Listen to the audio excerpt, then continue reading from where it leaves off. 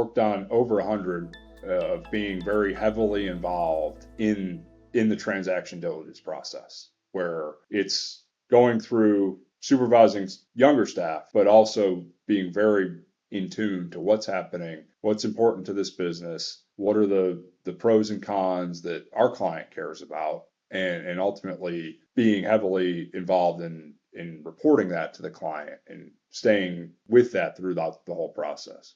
Again, we have to get involved in situations that are not clean. Small businesses, they're not sophisticated from an accounting or financial perspective. And if somebody that's only done this 5 or 10 times hasn't experienced the myriad ways that you can make a mess out of a business, and that experience is important, and that's why I'm heavily involved in the projects. Really, our call to action is when the investors, the private equity groups, sign the letter of intent with a company. But they know that because usually the letter of intent says we have X number of days to complete diligence. So we get calls when they sign the LOI. The better scenario for us is they're negotiating the LOI and they call us then and say, hey, this is what we're talking about with this company. Here's some basic information on it, because that's all we have right now. But once we sign this and get the LOI finalized, we really want to get due diligence started immediately. And that extra few days can make a big difference on our end of being ready to go with a tailored request list, with an idea of how we want to structure our process and time things out in order to make a visit on site or start to schedule that, schedule our early kickoff calls with the company and get that going so that when the email comes through with the